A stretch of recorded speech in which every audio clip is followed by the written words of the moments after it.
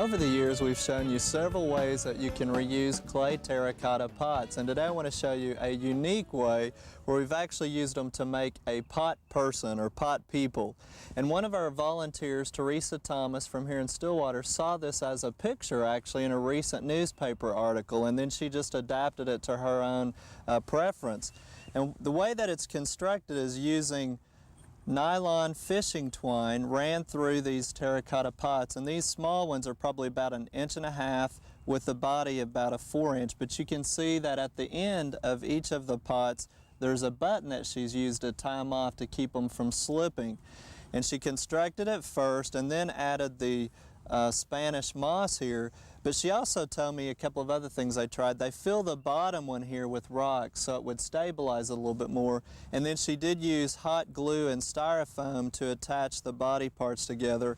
And then of course to top it off, just set in a pot here of parsley for hair. She also reminded me that the recent segment we did on the Easter baskets using rye would also work too. Just plant annual ryegrass, and that way you could give it a haircut as it grew. Now these are being sold as a completed set in various stores throughout the state for a pretty hefty price of $30, $35, maybe even $40 or more. Teresa spent about $5 to construct this one. So again, it's a very unique gift idea. Also something you might want to try in your own landscape if you're into garden parties and those types of things.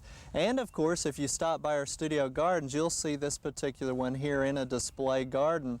And it's a good time to go ahead and schedule those studio garden tours if you'd like to come and see us.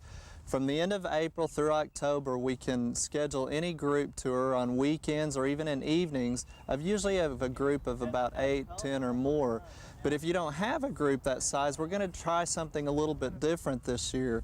Starting in May, on the first Saturday of every month from 9 a.m. to 1 p.m., you can stop by our studio gardens. The gates will be open with some of our volunteers staffing the gardens where they can show you around, answer questions, and maybe show you some of the specifics here at our studio. So again, if you'd just like to come out on the first Saturday of every month from May until October, from 9 until 1, we'll have somebody here at the studio gardens that can answer any of your questions.